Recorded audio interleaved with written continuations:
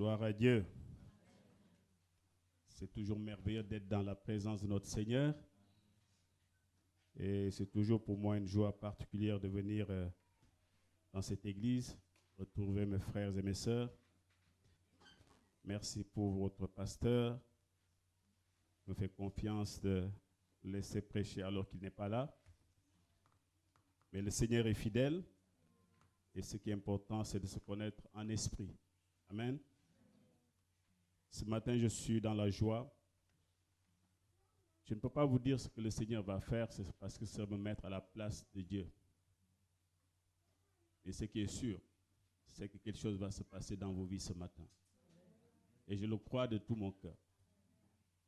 S'il y a quelqu'un qui est là, qui a perdu tout espoir, qui n'espère plus rien du tout, ce matin, je pense que ce message est pour lui. S'il y a quelqu'un qui est là, peut-être depuis longtemps, et qui vit une vie assez tumultueuse, où l'espoir n'est plus permis, je pense que ce message est pour lui ce matin. Amen. Le Seigneur commence là où les hommes sont complètement limités. Et j'aime cela. J'aime quand nous pouvons dire, Seigneur, je ne sais que faire. Je ne sais pas. Je ne peux pas. C'est bon de dire ça parfois, d'avoir cette humilité, sachant que c'est Dieu qui prend la relève. Amen. Ce matin, nous allons ouvrir nos Bibles donc dans Ézéchiel 37. Alléluia. Ézéchiel 37, du verset 1 au verset 14. Passage très très connu. Excellent passage de la parole, comme toute la Bible d'ailleurs. Ézéchiel chapitre 37. Tout le monde y est? La Bible nous dit au verset 1, « La main de l'Éternel fut sur moi, et l'Éternel me transporta en esprit et me déposa dans le milieu d'une vallée remplie d'ossements. Il me fit passer auprès d'eux tout autour, et voici, ils étaient fort nombreux à la surface de la vallée, et ils étaient complètement secs. Il me dit, « Fils de l'homme, ces eaux pourront-ils revivre ?» Je répondis, « Seigneur éternel, tu le sais. » Il me dit, « Prophétise sur ces eaux et dis-leur, ossements déchaissés, écoutez la parole de l'Éternel. Ainsi parle le Seigneur, l'Éternel, à ces eaux. Voici, je fais rentrer en vous un esprit et vous vivrez. Je vous donnerai des nerfs, je ferai croître sur vous de la chair, je vous couvrirai de peau, je mettrai en vous un esprit et vous vivrez. Et vous saurez que je suis l'Éternel. Je prophétisais selon l'ordre que j'avais reçu. Et comme je prophétisais, il y eut un bruit. Et voici, il se fit un mouvement et les eaux s'approchèrent les uns des autres. Je regardai et voici, il revint des nerfs, la chair crue et la peau les couvrit par-dessus, mais il n'y avait point en eux d'esprit. Il me dit, prophétise et parle à l'esprit. Prophétise, fils de l'homme, et dites à l'esprit. Ainsi parle le Seigneur l'Éternel. Esprit, viens des quatre vents, souffle sur ces morts et qu'ils revivent. Je prophétisais selon l'ordre qu'il m'avait donné, et l'esprit entra en eux et ils reprirent vie. Et ils se tinrent sur leurs pieds. C'était une armée nombreuse, très nombreuse. Il me dit, fils de l'homme, ces eaux, c'est toute la maison d'Israël. Voici, ils disent, nos eaux sont déchaissées, notre espérance est détruite, nous sommes perdus. Prophétise donc et dis-leur, ainsi parle le Seigneur l'Éternel. Voici, j'ouvrirai vos sépulcres, je vous ferai sortir de vos sépulcres, et mon peuple, je vous ramènerai dans le pays d'Israël. Et vous saurez que je suis l'Éternel lorsque j'ouvrirai donc vos sépulcres ou vos tombes, et que je ferai sortir de vos sépulcres, ô mon peuple. Je mettrai mon esprit en vous et vous vivrez. Je vous rétablirai dans votre pays et vous saurez que moi, l'Éternel, j'ai parlé et agi, dit le Seigneur. Amen. Amen. Est-ce qu'on peut acclamer la parole de Dieu ce matin?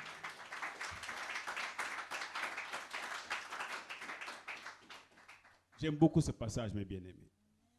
J'aime beaucoup ce passage. Vous savez pourquoi? Parce que c'est un passage où c'est Dieu qui conduit du début à la fin. C'est vraiment pour ceux qui aiment la vie de l'Esprit. C'est pour eux qui se cachent en l'Esprit Saint, qui laissent le Saint-Esprit diriger les choses. Bien aimé, que le Seigneur nous aide, qu'on puisse revenir aux choses simples, aux choses d'antan, aux choses d'autrefois. La vie de l'Esprit. La dernière fois que nous avons eu une vision, la dernière fois que le Seigneur nous a visités d'une façon intime, d'une façon puissante, commençons à rechercher à nouveau ces choses. C'est des choses que nous avons vécues, nous tous. Quand le Seigneur nous a touchés, quand le Seigneur nous a visités, nous avons été sauvés. Nous avions une telle flamme, une telle passion, un feu qui était en chacun d'entre nous. Et c'est vrai que dans ce moment-là, nous, jour et nuit, nous cherchions la face de Dieu. Et là, que le Seigneur, beaucoup d'entre vous savent de quoi je parle. Le Seigneur nous visite dans des songes, dans des visions. On est là, on sent sa présence, l'Esprit de Dieu nous parle. Parce que nos cœurs sont enclins à l'écouter. Mais les années sont passées. Et qu'est-ce qui s'est passé entre-temps? Petit à petit, soit nous sommes habitués, soit nous nous lassons. Et nous avons perdu cette vie de l'esprit. Bien aimé, sans cette vie de l'esprit, le chrétien devient tout simplement un être naturel. Et nous savons que Dieu ne nous appelle pas à être naturel parce que nous sommes des êtres extraordinaires. Puisque celui en qui l'Esprit de Dieu vit ne peut pas être naturel. Imaginez toute sa puissance en chacun d'entre nous. Parce que la Bible nous dit que Dieu ne vit plus dans des maisons faites de main d'homme, mais il vit en chacun d'entre nous. Nous sommes devenus son habitation. Et je ne peux pas croire que quelqu'un en qui Dieu habite puisse être normal. Non. Si vous voulez être des chrétiens normaux, ça c'est votre affaire. Moi, je sais que Dieu vit en moi, donc je suis quelqu'un d'exceptionnel. Amen. Je ne suis pas comme tout le monde parce que Dieu ne vit pas en chacun, dans tout le monde. Il vit en ceux qui ont cru en lui, en ceux qui ont cru au sacrifice de son Fils. Et ce matin, nous sommes son peuple. Bien-aimés, quelque chose de merveilleux va se passer ce matin, si vous le croyez de tout votre cœur. Si vous laissez le Saint-Esprit conduire votre vie, si vous laissez vous parler ce matin, sans a priori, mettez vos quelques croyances de côté. Écoutez ce que Dieu est en train de vous dire ce matin. Écoutez la voix de l'Esprit.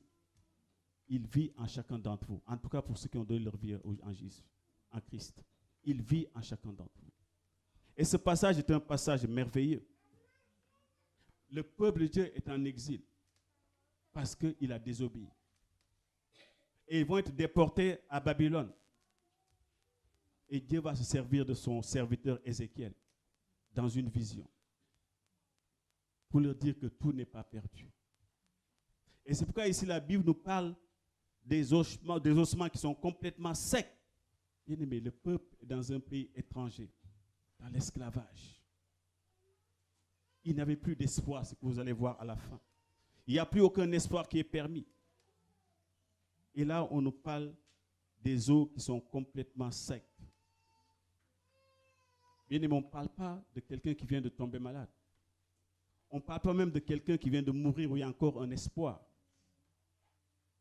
Quand Jésus est venu voir Lazare, la famille lui a dit, Lazare sent déjà. Ça faisait seulement que 4 jours qu'il était mort. Mais il sent déjà, ça veut dire qu'il y a peut-être encore un espoir. Mais là, on parle des ossements qui sont complètement secs. Ce n'est pas une question de jours ni de mois. C'est des années. Parce que la peau n'est plus là. Il n'y a que des ossements qui sont là depuis longtemps. Et dans ces conditions, est-il encore permis de croire qu'un miracle peut se produire? Il y a des moments où nous savons tous qu'on peut avoir encore de l'espoir. Quand les médecins nous disent que même il reste 5 jours à vivre, on peut encore avoir un espoir. Quand ils nous disent qu'il vient de mourir, pour nous chrétiens, nous croyons que Jésus peut ressusciter cette personne. La Bible nous dit qu'il est l'esprit de résurrection. Mais des années après, est-ce qu'on peut encore espérer? Et c'est ce que le Seigneur veut nous montrer encore aujourd'hui. Quand on ne peut plus espérer parce que la situation est tellement difficile. Et c'est là où le Seigneur vient pour nous dire que lui, il est le Dieu de temps et de circonstances. Que le temps lui appartient. Le temps n'appartient pas à l'homme, le temps appartient à Dieu. Dans ce cas d'Ézéchiel, aucun espoir n'était permis. Parce que le peuple était très très loin et Ézéchiel était au milieu de ce peuple. Ce n'est pas comme au temps de Daniel où Daniel était encore dans la cour du roi. Jérémie, lui, vivait à Jérusalem. Mais Ézéchiel était avec le peuple à Babylone, dans un pays étranger où Dieu semblait lointain. La plupart d'entre nous ce matin, parfois nous sommes dans des situations tellement compliquées que même si nous faisons semblant de croire encore, nous nous demandons est-ce que Dieu est encore dans ma vie? Est-ce que ce Dieu-là m'entend encore? Est-ce qu'il écoute encore ma prière? Et imaginez ce peuple qui était loin, qui était habité à Jérusalem, qui est là, déporté dans un pays étranger. Ce peuple a été rebelle. Et vous allez voir ce qui est merveilleux. Dieu va toujours dire, oh mon peuple. Bien-aimé, Dieu n'est pas un homme. Oh, ce matin, Dieu ne veut juger personne. Pendant longtemps, l'Église, au lieu de relever les personnes, les a enfoncées. Mais Dieu est là pour relever.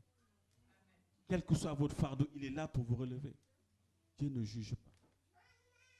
C'est ça qui est merveilleux. Ce n'est pas pour rien que des passages comme l'enfant prodigue nous ont été donnés.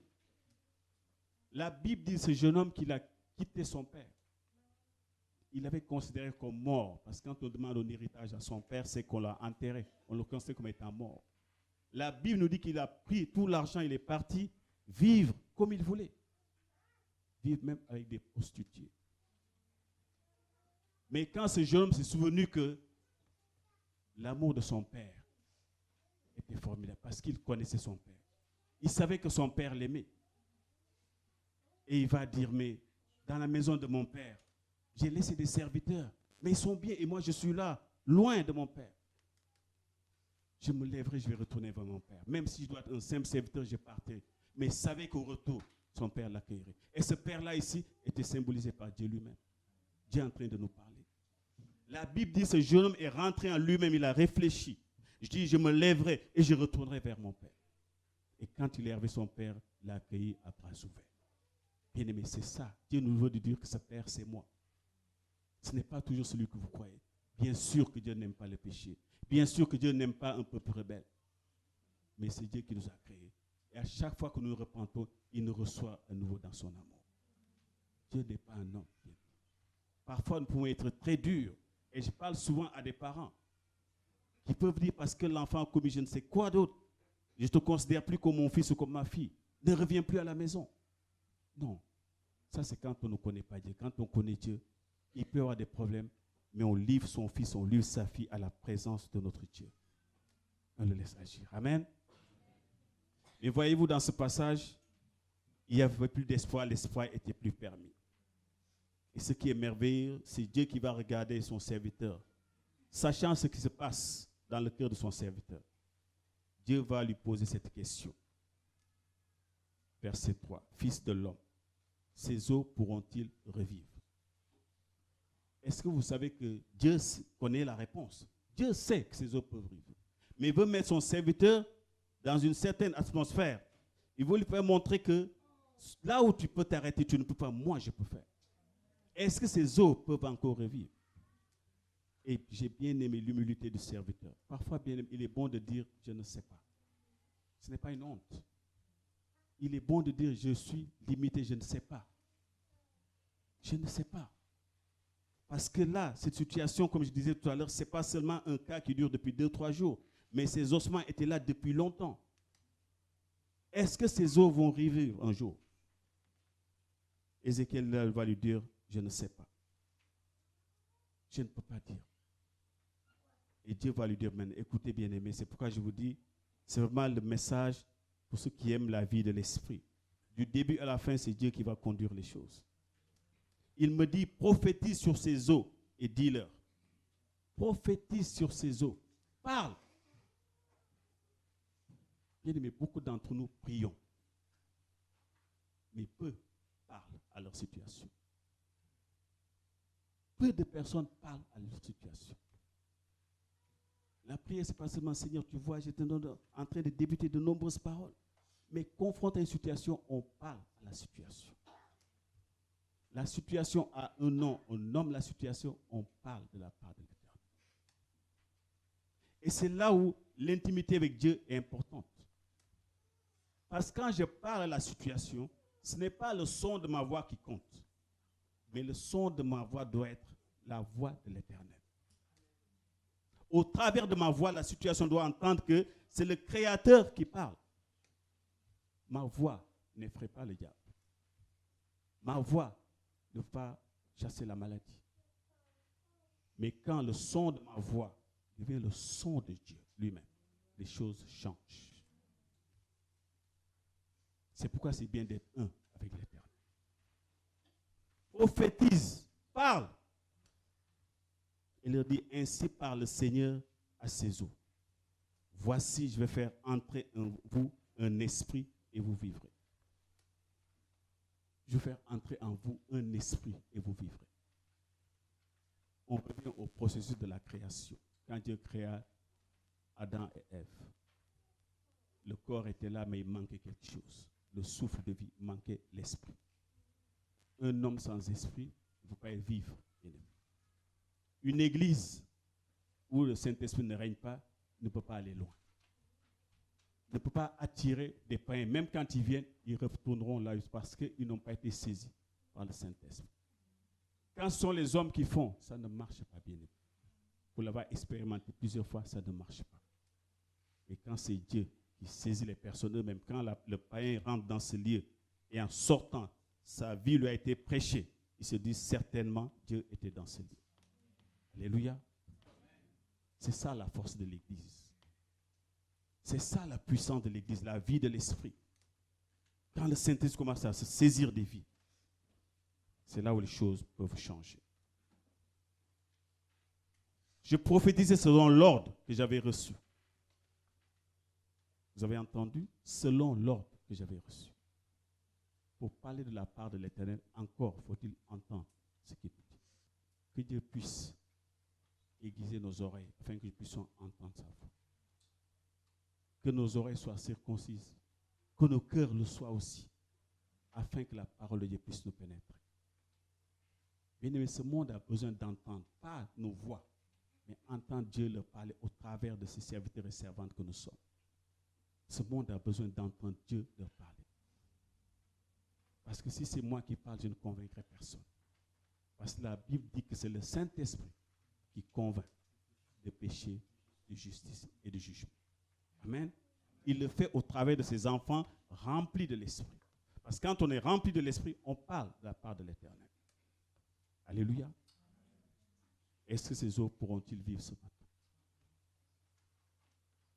Bien-aimé, est-ce que la maladie te traîne depuis si longtemps? Est-ce que tu crois que ce matin tu peux guérir?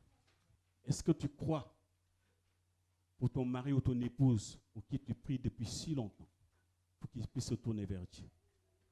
Est-ce que tu crois encore que Dieu peut le sauver ou la sauver ce matin? Est-ce que tu crois encore ta famille qui est complètement disloquée?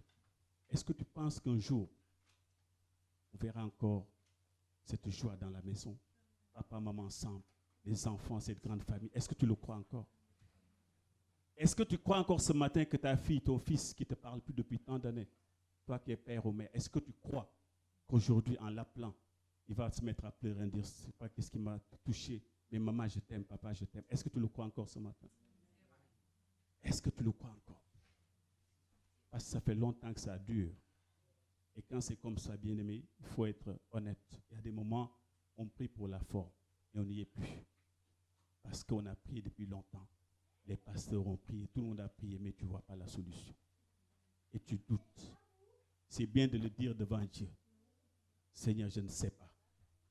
Je ne sais pas. Mais si tu permets que je puisse parler selon l'ordre que tu me donnes, je sais que les choses vont faire. Alléluia. Et c'est ça qui est important.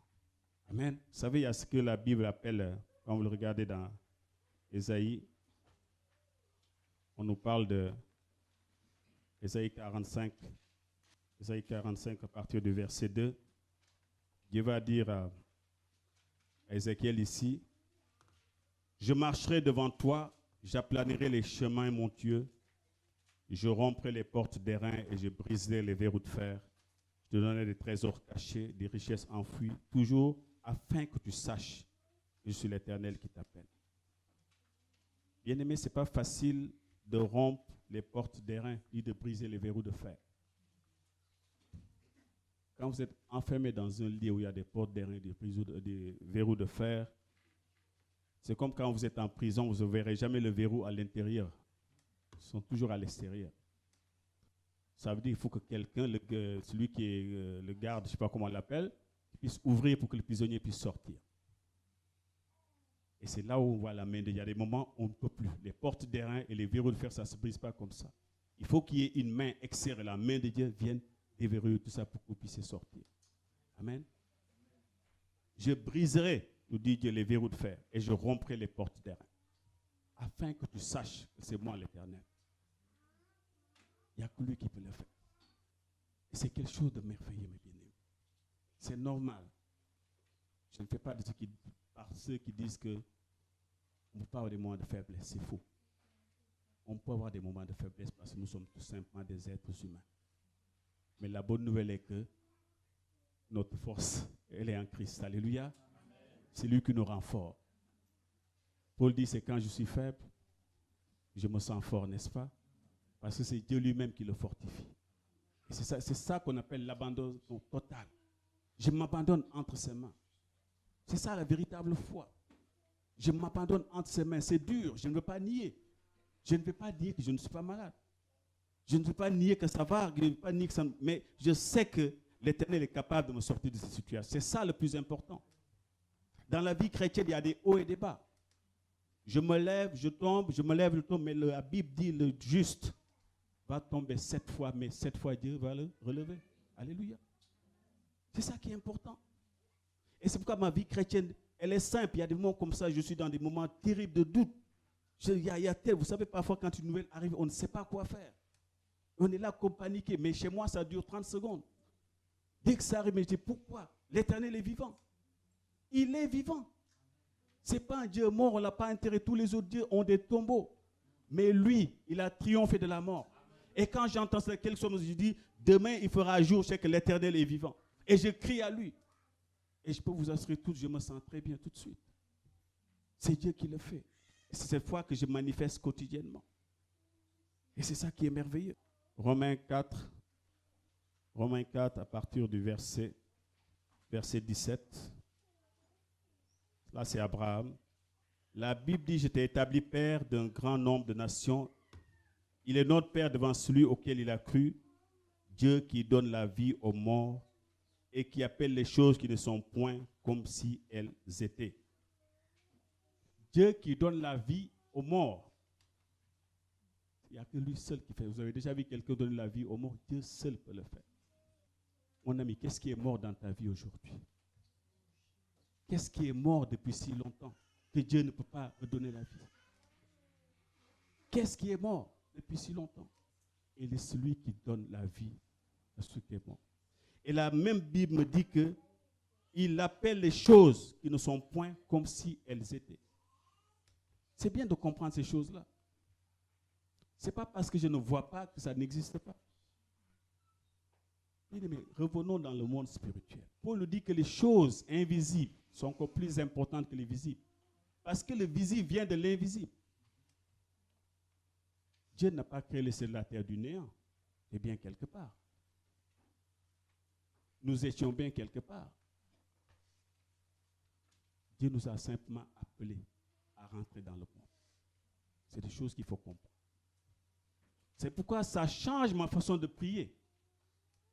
Parce qu'il y a des choses, je sais qu'elles me sont destinées, elles sont à moi. Je les réclame. Je demande qu'elles sortent de l'invisible pour venir dans le visible afin qu'elles soient vues. C'est la maturité spirituelle. Et c'est dommage aujourd'hui que ce sont les enfants des ténèbres qui comprennent ces choses-là, alors que l'Église de Christ ne comprend pas ces choses. Les choses spirituelles sont devenues étrangères à l'Église. Et ce sont les marabouts, les je ne sais quoi, ces gens-là, qui ont compris ces choses-là. Aujourd'hui, des gens qui n'ont pas Christ prennent la Bible, font des choses et voient des résultats. Ils enlèvent Dieu, ils prennent des versets, ils font des choses et voient la victoire. Et les chrétiens qui ont la vérité passent à côté. Nous sommes devenus des mendiants de la miséricorde de Dieu alors que les choses sont pour nous. Que c'est dommage. C'est pourquoi il faut grandir spirituellement. Il faut oser parler. Parfois, accepter d'être ridicule pour les autres, ce n'est pas un problème. Pour Dieu, vous êtes sage. Si vous avez envie chez vous de louer Dieu en roulant par terre, faites-le. À l'église, peut-être ça peut choquer. Et encore, pourquoi? C'est dommage parfois. Quand je vais dans des églises, quand j'entends la louange, j'ai envie de danser, mais j'ai peur même de choquer. Je me dis, est-ce que les chrétiens sont prêts à ça? Parce que ceux qui dansent là, qu'est-ce que c'est que ce pasteur? Et pourtant, David dansait comme un fou. C'est dommage. Il faut qu'on arrive à grandir, à comprendre ces choses-là. Qu'est-ce que c'est que danser pour Dieu? Dans le monde, si Dieu pouvait faire, comment on appelle ça, playback pour voir nos vies, pour certains, moi le premier, comment on dansait. Mais dans l'église, non, on ne peut plus danser. C'est dommage. Le verset 18 continue à dire, espérant contre toute espérance, il crut, en parlant d'Abraham, en sorte qu'il devint père d'un grand nombre de nations, selon qu'il lui a été dit, telle sera sa postérité. Et j'attire votre attention le verset 19, et juste pour cette expression, et sans faiblir dans la foi.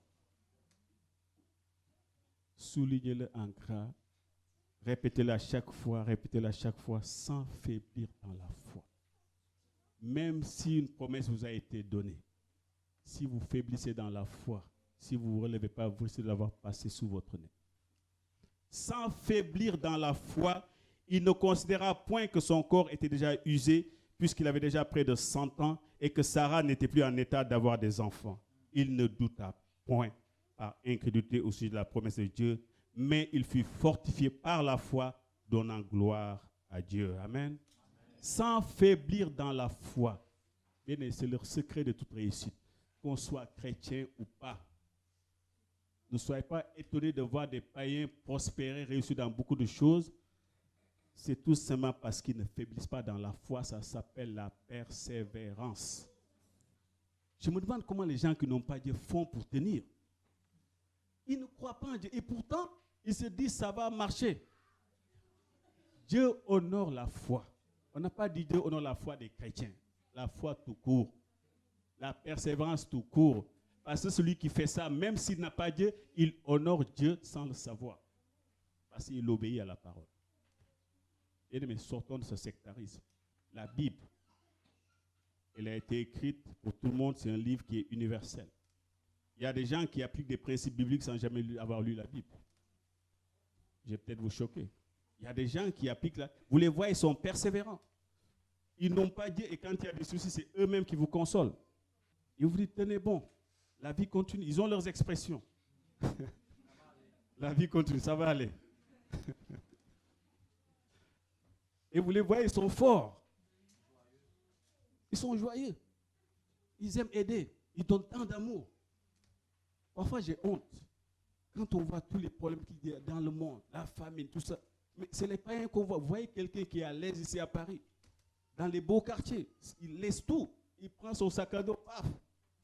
Afghanistan, Mali, partout. Il va chez nous, il mange des choses que nous-mêmes, parfois, Africains, on peut, sur place, on peut manger. Il se donne à fond. Qu'est-ce qui le pousse? Mais parce qu'il a été créé à l'image de Dieu. Même s'il n'est pas chrétien. Cet amour-là brûle en lui. Il a envie d'aider son prochain. Vous savez, l'être humain est ce qu'il y a de plus extraordinaire que Dieu a créé.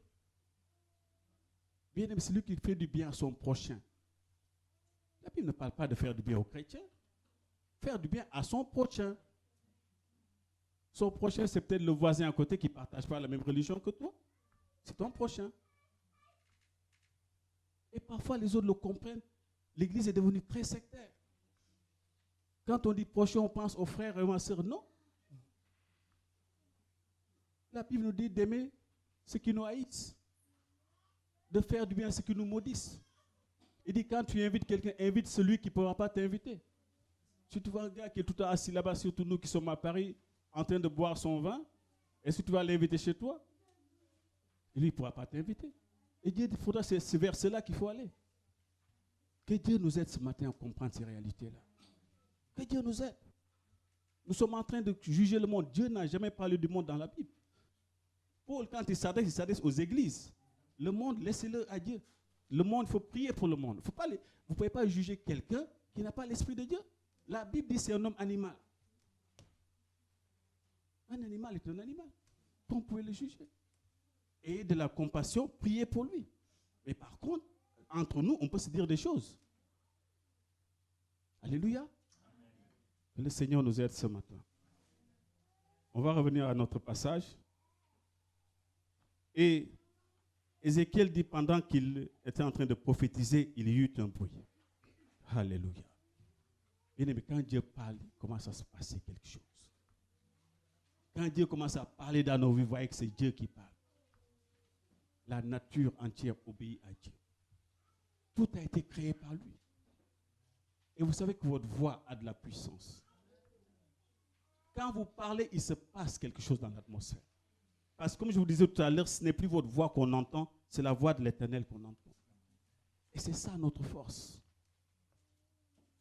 Je ne sais pas si je l'ai déjà dit, si je me souviens de ma grand-mère qui ne connaissait pas Dieu.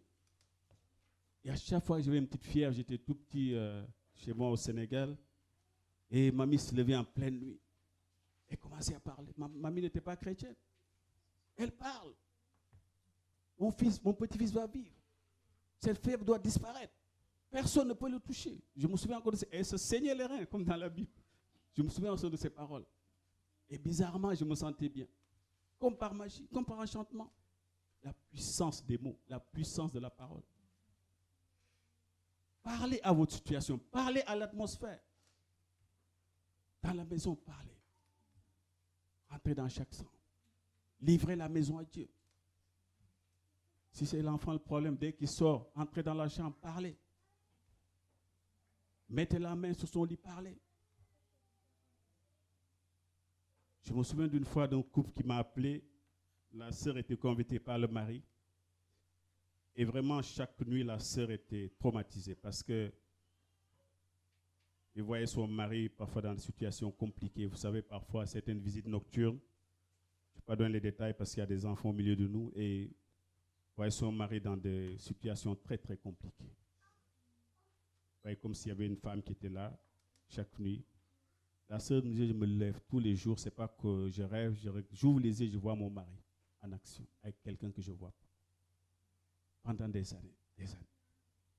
À tel point que, à un moment, le mari de la sœur a eu même des problèmes de reins. On m'a même dialysé, heureusement, ils ont trouvé un rein. Et quand je suis venu dans la chambre, je disais au monsieur, est-ce que vous permettez tout simplement que je rentre dans cette chambre? Il m'a dit oui. Dieu avait déjà commencé à toucher à son cœur. Je suis rentré dans la chambre, j'ai posé ma main, le lit.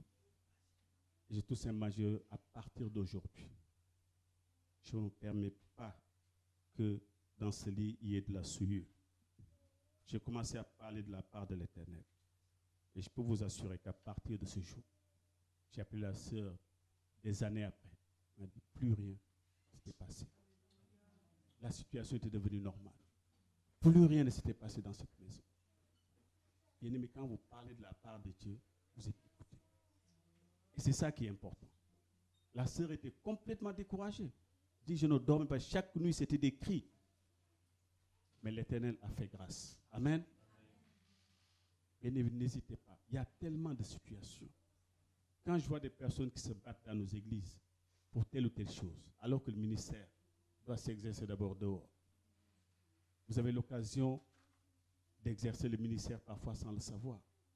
Quand vous entendez votre voisin qui se plaint, ne dites pas qu'il est musulman, qu'il est juif, qu'il ne croit pas. Dites-lui que je connais quelqu'un qui peut faire quelque chose pour vous. Allez-y avec audace.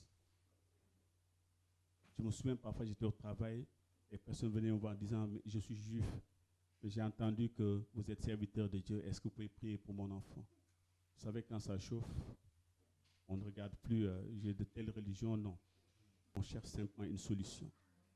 Et Jésus-Christ a guéri des personnes qui n'étaient pas israélites. Souvenez-vous de la femme syrophénicienne. Souvenez-vous du garde royal qui est venu pour son serviteur. Ce n'était pas des juifs. Mais le Seigneur a trouvé beaucoup de foi dans ces personnes-là. Et vous aussi, commencez d'abord à faire ce que Dieu vous demande de faire et laissez Dieu convaincre la personne. Ne faites pas de ceux qui disent non, non, il faut que tu donnes d'abord ta vie à Jésus. Jésus n'a jamais fait ça. Je suis désolé. Jésus apporte la solution d'abord, ne force personne et priez pour cette personne. pour son salut. Après, vous pouvez lui expliquer le message de l'évangile. Alléluia. Que le Seigneur nous aide encore ce matin. J'ai regardé la Bible dit, et voici, il vint des nerfs au verset 8, la chair crue et la peau les couvrit par-dessus, mais il n'y a point d'eux en esprit. L'esprit n'était pas là. La chair était là, mais la peau couvrit, mais la Bible dit qu'il n'y avait pas d'esprit. Il me dit encore de prophétiser, parler l'esprit. Prophétise, fils de l'homme. Ainsi par le Seigneur, esprit vient des quatre vents. Souffle sur ces morts qu'ils revivent. Cela nous rappelle la Pentecôte, n'est-ce pas? Vous savez qu'avant la Pentecôte, on ne pouvait pas parler d'église. C'est le Saint-Esprit qui fait l'église. C'est lui qui crée l'église. Et voyez-vous, dans ce passage, ce qui est merveilleux, c'est la réponse de ce serviteur Ézéchiel, quand il dit que je ne sais pas. Parce que la Bible nous dit que, vous savez, l'esprit, on ne sait pas d'où il vient, d'où il va. Il souffle des quatre vents. Et ce matin, que cet esprit vient du ciel. Que ces quatre vents puissent souffler. Que ces quatre vents puissent amener la guérison. Que ces quatre vents puissent amener l'espoir. Que ce soit un souffle de vie. Parce que c'est l'Éternel qui donne la vie. Et voyez-vous, quand il a continué à prophétiser, la Bible nous dit, selon toujours l'ordre qui a été donné. Vous voyez, c'est une expression qui revient toujours. Je prophétise selon l'ordre qui m'a été donné. Selon l'ordre de Dieu. Aujourd'hui, beaucoup de personnes disent, ainsi parle l'Éternel, sans parler de la part de Dieu. Et mais quand c'est Dieu qui parle, il y a un résultat. On ne peut pas dire c'est Dieu et puis il n'y a rien. Ce n'est pas possible. Quand Dieu parle, il y a des résultats. Nous l'avons vu ici. Dès qu'il a commencé à prophétiser, déjà il y a eu un bruit. Ce qui est déjà exceptionnel pour des eaux qui étaient complètement secs depuis des années. Parce que cette vallée d'ossements s'appelle encore, on peut dire c'est la vallée des échecs. Là où on ne croit plus. C'est ça la différence. Il y a complètement, c'est un échec total. Parfois, c'est ça que nous devons comprendre, la différence entre une défaite et un échec. Et ce que je disais tout à l'heure par rapport aux gens qui sont dans ce monde, ils ont compris que parfois, je peux avoir une défaite, mais ce n'est pas la fin. Et normalement, les défaites nous aident aussi à nous reconstruire, à voir là où on avait commis une erreur, pour rectifier le tir. Et Dieu n'a pas fini avec nous. C'est pourquoi dans le monde, ils disent, tant qu'il y a la vie, il y a l'espoir. Je vous dis, ils ont leurs propres expressions. Mais tout ça, la Bible ne dit pas autre chose. Celui qui va persévérer jusqu'au bout. Jusqu'au bout. Ce n'est pas 2 mois. Ah, j'ai tenu 2 mois, c'est bon. Après, je chute. Non. Jusqu'au bout. Nous allons vu tout à l'heure, sans faiblir dans la foi. Sans faiblir. Abraham se regardait, j'ai 100 ans. Maman Sarah, 70, 80, mais enfant, mais ce n'est pas possible. Oui. Selon la science, ce n'est pas possible. Selon la science aujourd'hui, personne ne peut guérir du sida. Il y a juste on vous donne des médicaments pour calmer les choses, mais vous ne guérissez pas. C'est la science. La science peut vous dire, madame, vous ne pouvez pas avoir d'enfant. Désolé, il ne reste plus qu'à adopter. Ils sont dans le rôle. Mais bien aimé, c'est Dieu qui donne la vie. Une femme est venue me voir du Congo complètement découragée. Une avocate internationale qui va à La Haye, qui va partout. Et j'étais au boulot, un frère l'a amené au travail, donc de passage, il n'était pas loin. Il est venu me raconter. Puis après, vous savez, parfois il y a des gens qui se disent grands prophètes. La même année, à la même heure, Dieu te donnera un enfant. Il répète ce que dit la Bible, hein, c'est facile.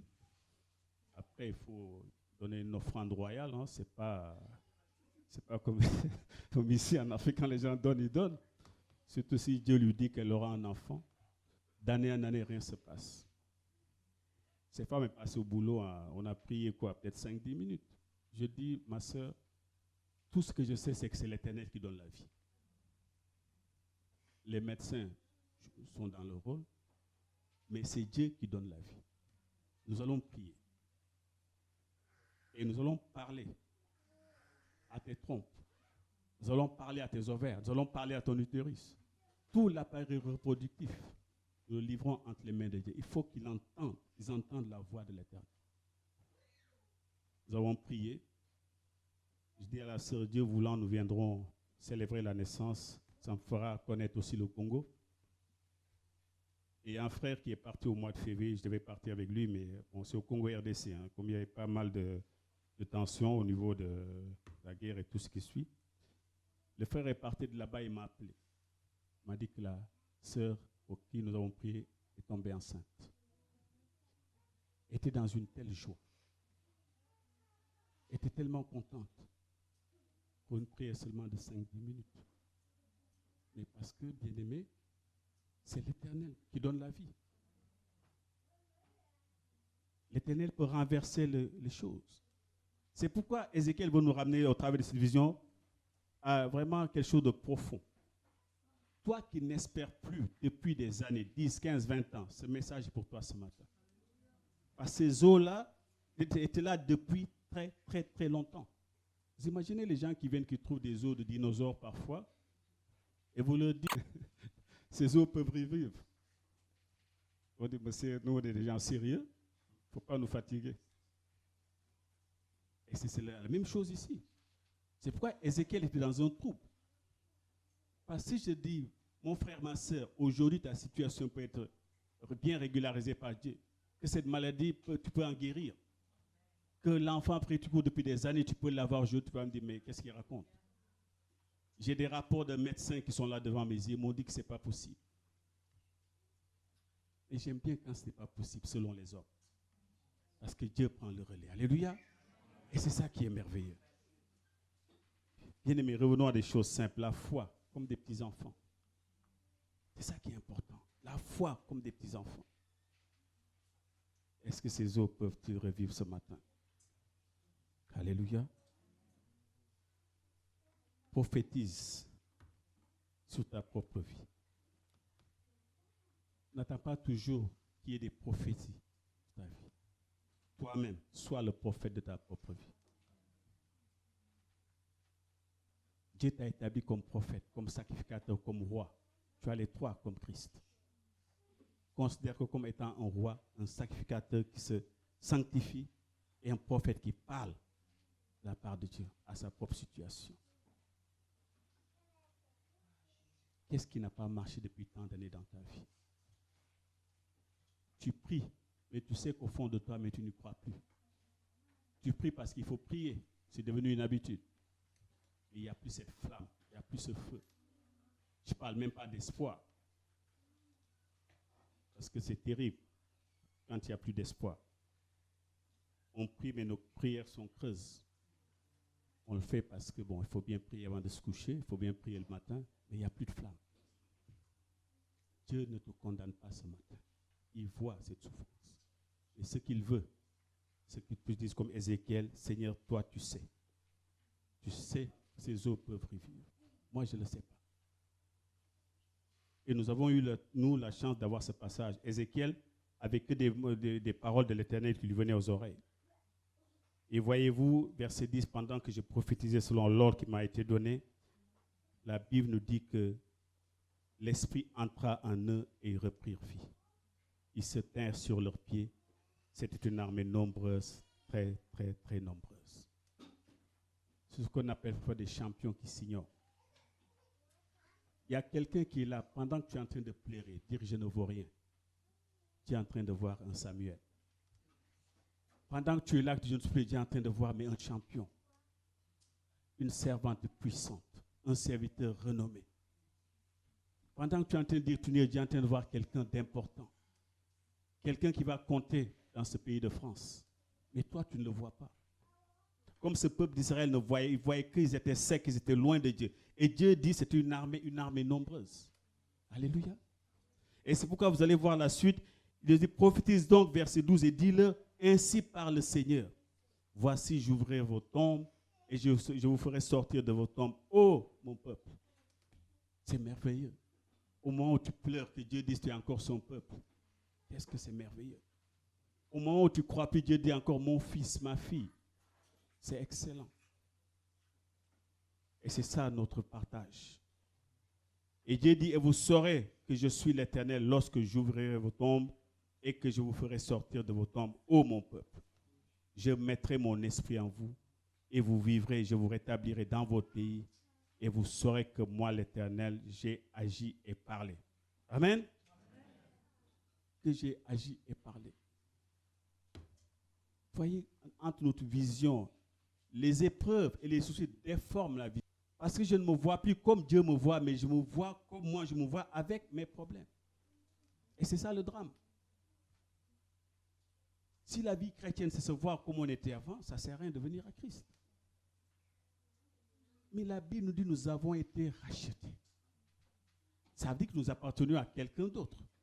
Et Christ est venu donner son sang, payer le prix pour que nous soyons sauvés.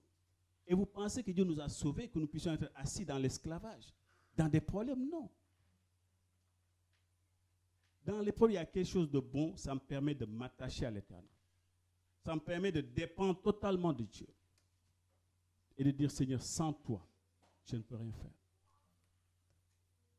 Mais c'est aussi d'avoir la force de proclamer les choses, de dire qui je suis vraiment. Ce n'est pas une arrogance. Dire que je suis le Fils du Très-Haut, que j'irai de victoire en victoire, c'est la parole. Mais il faut le proclamer. Même si je suis dans la défaite, je dis, j'ai la victoire. Parce que je sais que Christ a déjà obtenu la victoire pour moi. Et c'est pourquoi nous avons besoin de toute la grâce de Dieu pour comprendre ces choses. Il n'y a rien qui est impossible à l'Éternel. La Bible dit aussi à celui qui croit, rien n'est impossible. À celui qui croit. Mais qui croit et qui continue de croire. C'est quelque chose qui continue. Ce n'est pas je crois aujourd'hui, je suis béni, demain je ne crois plus. Je crois et je continue de croire. Alléluia. Le Saint-Esprit est merveilleux. Le Saint-Esprit est merveilleux. D'avoir cette vie de communion avec lui, c'est quelque chose d'extraordinaire. Ça change beaucoup de choses dans votre vie. Parlez à Dieu. Parlez-lui. Ne cherchons pas des formules toutes faites. Parlez comme notre cœur nous le dit, avec nos propres mots. Dieu dit, avant que tu ouvres la bouche, je sais. Donc ça ne sert à rien de chercher des phrases, des belles phrases. Je parle avec mon cœur. Et ce matin, c'est ce que Dieu attend de chacun d'entre nous ce matin. Pendant que je suis en train de parler, réfléchis, prophétise, parle. Et quand nous allons prier, le Saint-Esprit va commencer à agir dans ta propre vie. Afin que tu saches toujours que moi, l'Éternel, j'ai parlé et agi. Alléluia. Il y a des situations qui sont là, qui durent depuis longtemps, mais ce n'est pas très grave.